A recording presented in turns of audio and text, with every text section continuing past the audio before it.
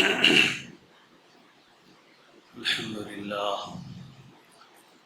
لله نحمده ونستعينه ونستغفره ونؤمن به ونتوكل عليه ونعوذ بالله من شرور أنفسنا ومن سيئات أعمالنا من يهد الله فلا مضل له ومن يضلل فلا هادي له نشهد أن لا إله إلا الله وحده لا شريك له ونشهد أن سيدنا ونبينا ومولانا محمدا عبده ورسوله صلى الله تعالى عليه وعلى آله وأصحابه وأتباعه وأزواجه وذرياته وبارك وسلم تسليما كثيرا كثيرا أما بعد.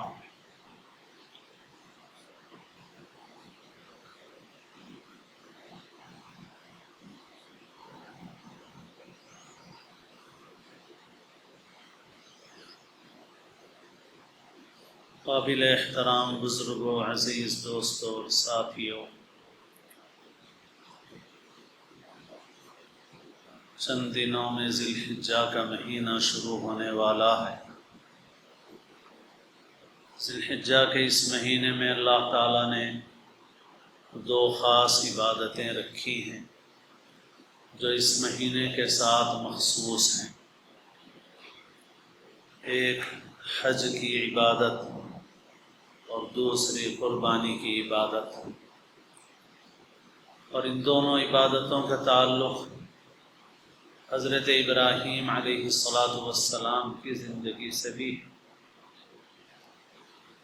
حضرت ابراہیم اللہ تعالیٰ کے ایک اولو العزم پیغمبر ہیں۔ اللہ تعالیٰ نے ان کو پیغمبروں میں بہت اونچا مقام اور مرتبہ عطا فرمایا۔ ہم اور آپ مسلمان ہیں، اور ساتھ ہی ہم ملت ابراہیمی کے فرد ہیں۔ ہماری ملت بھی ملت ابراہیمی ہے۔ اللہ تعالیٰ نے حضرت ابراہیم کے بعد جتنے پیغمبر آئے سب ان کی اولاد میں پیدا فرمائے۔ حضرت ابراہیم کے دو صاحبزادے تھے، ایک حضرت اسماعیل، دوسرے حضرت اسحاق۔ حضرت اسحاق کے صاحبزادے حضرت یعقوب تھے۔ حضرت یعقوب کے 12 بیٹے تھے، ان سے جو نسل چلی ان کو بنی اسرائیل کہا جاتا ہے۔ سارے کے سارے پیغمبر انہی میں مبعوث ہوئے، اور حضرت اسماعیل علیہ السلام کی اولاد میں لمبے عرصے تک کوئی پیغمبر مبعوث نہیں ہوئے، لیکن سب سے آخری پیغمبر ہمارے آپ کے پیغمبر، ہمارے آقا حضرت محمد مصطفیٰ صلی اللہ علیہ وسلم حضرت اسماعیل علیہ السلام کی اولاد میں پیدا ہوئے۔ تو اس طرح تمام انبیاء نسبی اعتبار سے بھی حضرت ابراہیم کی اولاد میں ہیں، اور روحانی اعتبار سے بھی سب کو ابراہیمی قرار دیا گیا، سب کو ملت ابراہیمی قرار دیا گیا، سب کو ملت ابراہیم کی، دین ابراہیم کی پابندی کا حکم دیا گیا۔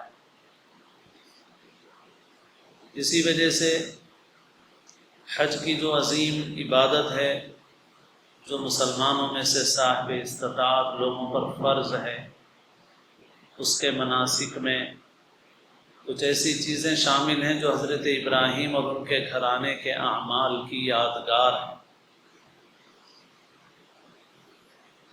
اور ہم قربانی کے وقت اور دیگر مواقع پر ان کلمات کو دہراتے ہیں جو حضرت ابراہیم علیہ السلام کی زبان سے ادا ہوئے تھے۔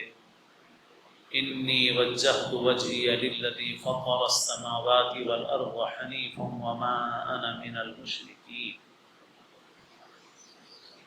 بہرحال ان نسبتوں کا تقاضا یہ ہے کہ ہم حضرت ابراہیم علیہ السلام کی سیرت سے، ان کی زندگی سے باخبر ہوں۔ اور ویسے تمام انبیاء کی سیرت جہاں تک ہمیں علم ہو سکتا ہے اس سے واقف ہونا چاہیے۔ قرآن مجید میں اللہ تعالیٰ نے پیغمبروں کے قصے اور واقعات بیان فرمائے ہیں، اور حضرت ابراہیم کی سیرت سے خصوصی طور پر اس لیے واقف ہونا چاہیے کہ ہم ملت ابراہیم کے فرزند ہیں، لہٰذا ہمیں حضرت ابراہیم کی زندگی سے باخبر ہونا ضروری ہے۔ اور اس وقت ہمارے جو حالات ہیں، خاص طور پر اس ملک میں، ان حالات میں ہمیں اپنے بچوں کو بھی حضرت ابراہیم کی سیرت سے باخبر کرنا بہت ہی ضروری ہے، کیونکہ اس بات کی کوششیں کی جا رہی ہیں کہ بچوں کے اندر سے توحید کے عقیدے کو نکال دیا جائے اور شرک ان کے اندر ڈال دیا جائے۔ اس کا علاج یہ ہے کہ ان کو اپنے دین کا صحیح علم ہونا چاہیے اور انبیاء کی سیرت سے واقف ہونا چاہیے، بالخصوص حضرت ابراہیم علیہ السلام اور حضرت نوح علیہ السلام، ان دونوں کی زندگی میں توحید کا بہت واضح پیغام موجود ہے۔ ویسے تو ہر پیغمبر کی سب سے پہلی دعوت توحید کی دعوت ہوتی ہے۔ ہر پیغمبر نے اپنی قوم سے یہ کہا، یا قوم اعبدوا اللہ ما لکم من الہ غیرہ، اے میری قوم اللہ کی عبادت کرو، اس کے سوا تمہارا کوئی الہ اور معبود نہیں ہے۔ مگر حضرت ابراہیم کی زندگی میں اس دعوت توحید کا عملی نمونہ، اس پر استقامت کا، اس پر جمے ہوئے رہنے کا ایک اعلیٰ ترین نمونہ ہم کو ملتا ہے۔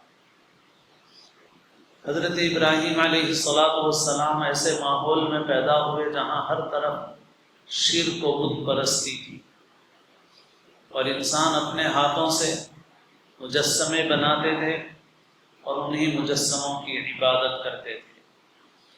اللہ تعالیٰ نے حضرت ابراہیم کو صحیح فطرت پر پیدا فرمایا، اور حضرت ابراہیم علیہ السلام جیسے ہی سمجھدار ہوئے، باشعور ہوئے،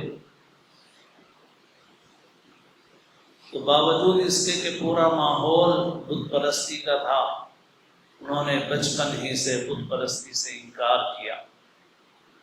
خود ان کے گھر میں بت بنانے، بت بیچنے اور بتوں کی عبادت کرنے کا ماحول تھا، مگر حضرت ابراہیم علیہ السلام نے بچپن ہی میں اس سے انکار کر دیا، اور ان کے دل نے اسے بالکل قبول نہیں کیا۔ پھر حضرت ابراہیم اسی حال میں جوان ہوئے، اور اللہ تعالیٰ نے جب اللہ کو منظور ہوا، اللہ نے ان کو نبوت سے سرفراز کیا۔ حضرت ابراہیم نے اپنی قوم کو نصیحت کی اور دعوت دی کہ ایک اللہ کی عبادت کرو، اور پھر انہوں نے اس کے لیے عملی تدبیریں بھی اختیار کی۔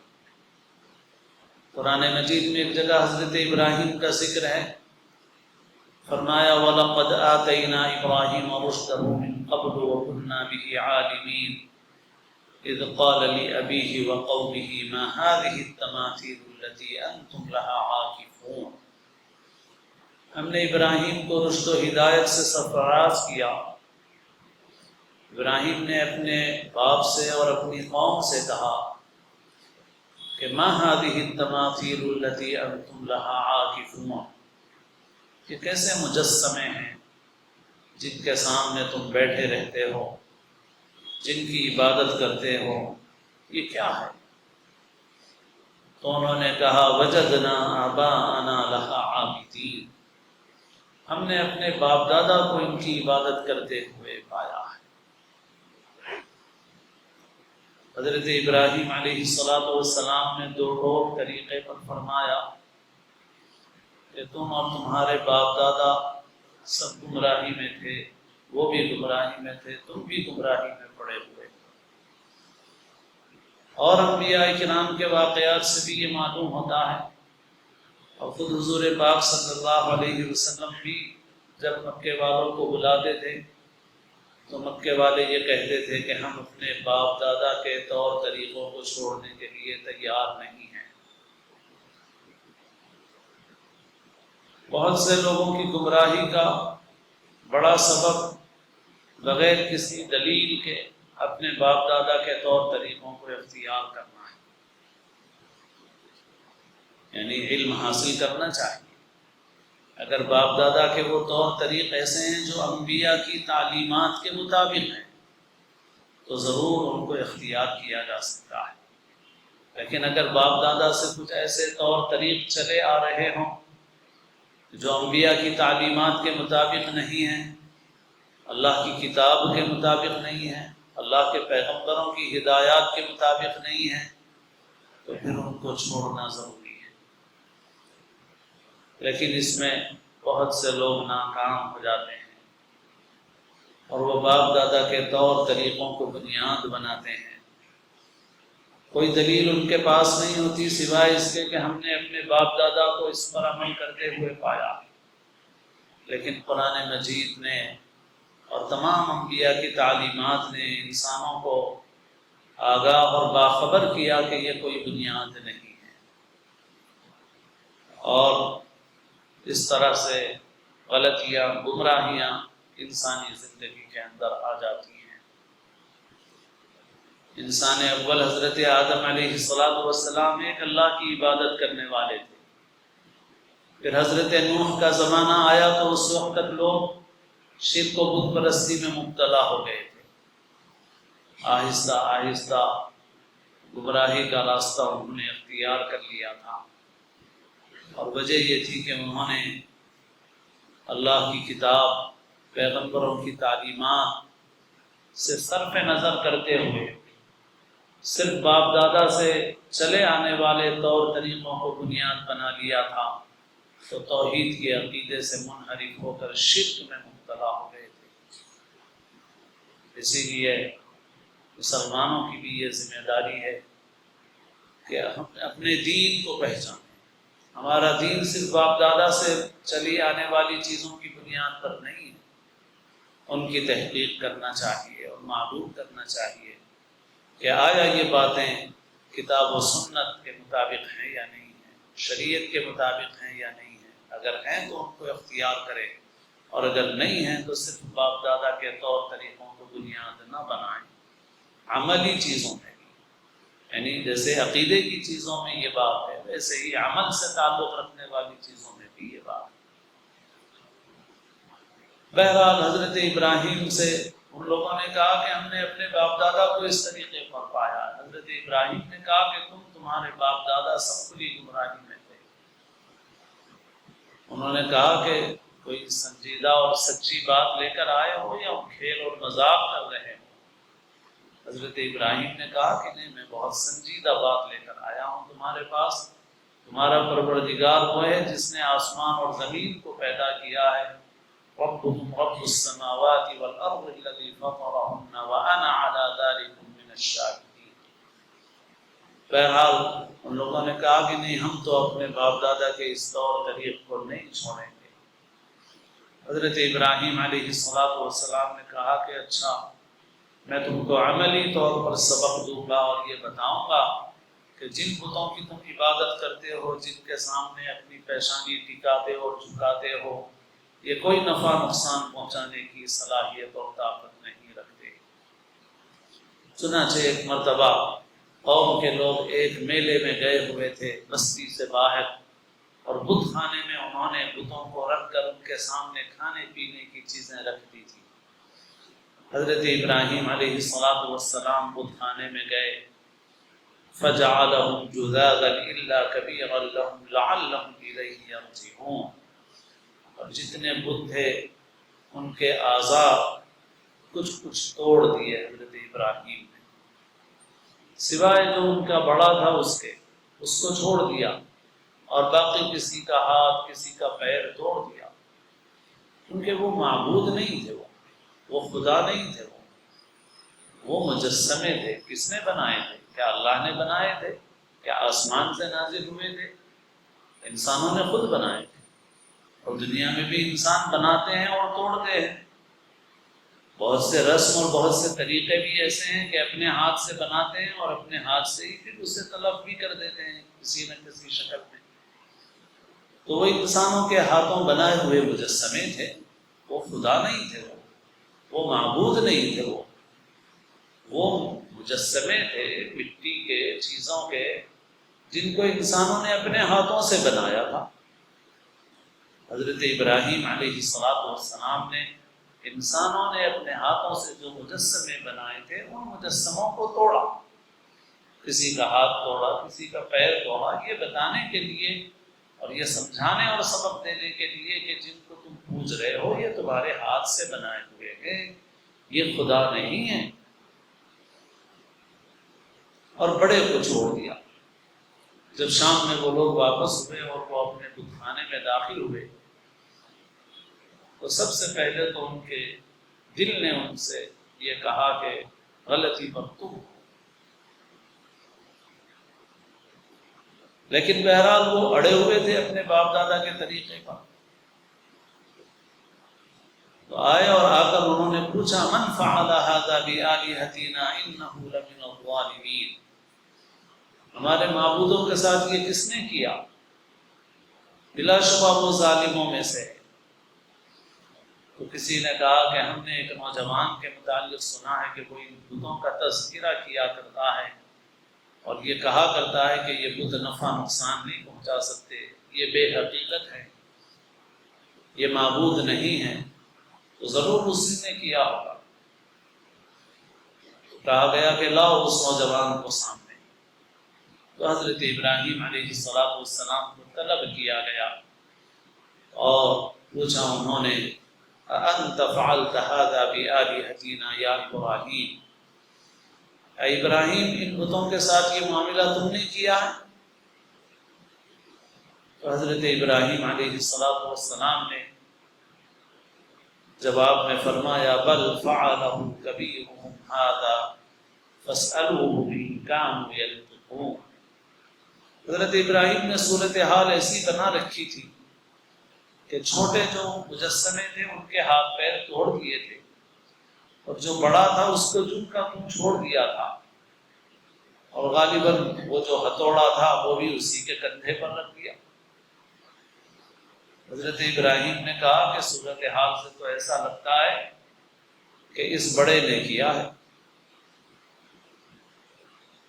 یوں محسوس ہوتا ہے کہ بڑا محفوظ ہے اور بڑے کے پاس ہتھوڑا ہے اور چھوٹوں کے ہاتھ پیر ٹوٹے ہوئے ہیں، تو ضرور اس بڑے نے کیا ہوگا۔ تو صورتحال سے یوں لگتا ہے کہ اس بڑے نے کیا ہے، لیکن ایک کام کرو فَاسْأَلُوهُمْ إِنْ كَانُوا يَنطِقُونَ، یہ جن کے ہاتھ پیر ٹوٹے ہیں ان سے پوچھ لو اگر یہ بول سکتے ہیں۔ حضرت ابراہیم یہ بتانا چاہتے تھے کہ تم خود اب اس بات کا اقرار کرو گے کہ جو چھوٹے ہیں وہ بول نہیں سکتے، کرنا تو دور کی بات ہے، اور جو بڑا ہے وہ کر نہیں سکتا۔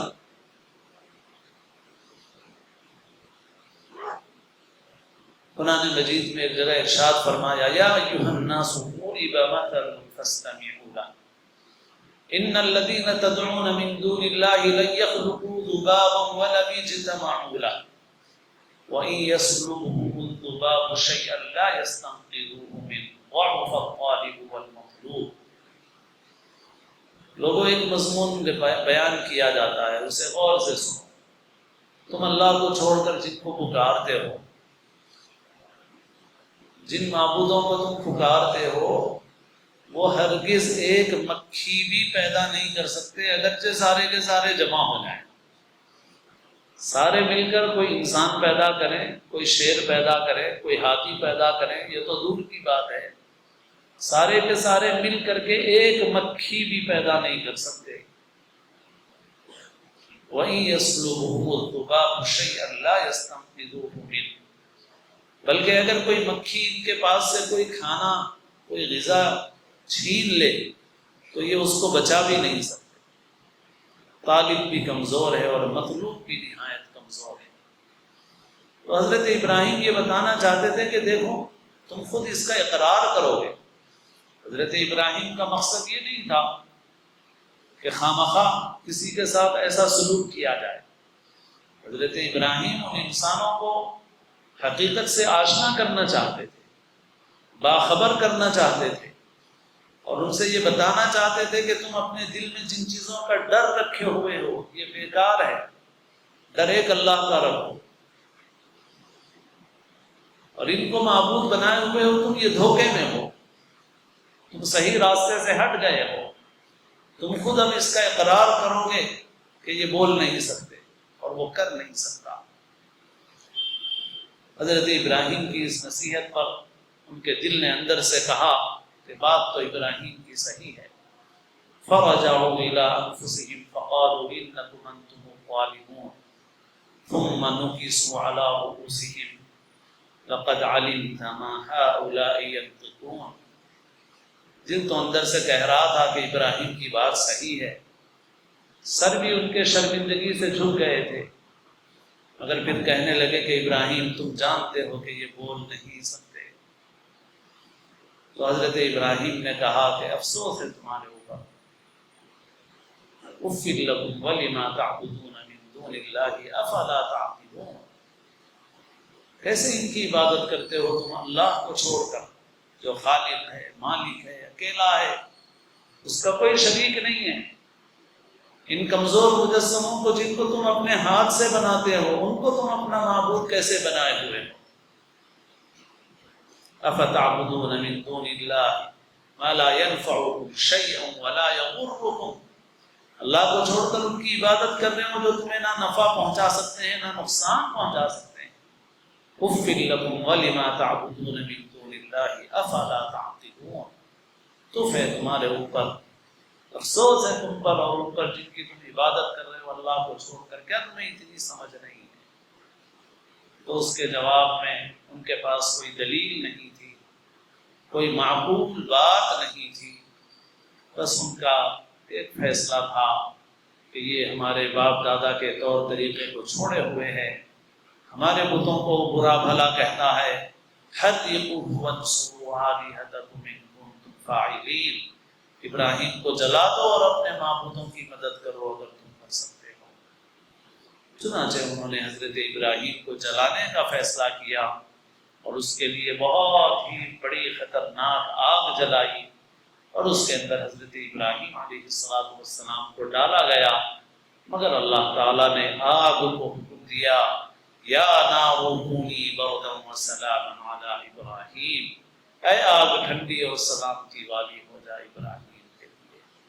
چنانچہ حضرت ابراہیم اس آگ سے صحیح سالم نکل آئے۔ پھر ایک وقت کے بعد انہوں نے ہجرت کی اور پھر شام اور فلسطین کی سرزمین میں جا کر ہجرت کر کے وہاں آباد ہو گئے۔ پھر اللہ نے انہیں اولادیں دی، پھر اولاد کی قربانی کا بھی واقعہ پیش آیا جو حضرت ابراہیم کی زندگی کا ایک دوسرا عظیم پہلو ہے۔ دو عظیم پہلو ہیں، ایک ہے ان کا عقیدہ توحید اور دوسرا ہے ان کا اسلام، یعنی ان کی اطاعت اور فرمانبرداری اور صرف گندگی، خدا کے حکم کے سامنے جھک جانا اور ہر چیز کو اللہ کے حکم پر قربان کرنا، یہ ان کی زندگی کا ایک دوسرا پہلو ہے۔ حسب توفیق انشاءاللہ آئندہ عرض کیا جائے گا۔ اللہ تعالی ہم سب کو عقیدہ توحید پر ثبات و استقامت نصیب فرمائے، اور تمام انسانوں کو اللہ تعالی عقیدہ توحید سے آشنا فرمائے اور ایک اللہ کی بندگی کا راستہ ان کو دکھا دے، اور شرک و بت پرستی سے اللہ تعالیٰ سارے انسانوں کی، ہم سب کی حفاظت فرمائے۔ اللہ تعالیٰ ہم سب کو اسلام کی زندگی اور اپنے اپنے وقت پر حسن خاتمہ نصیب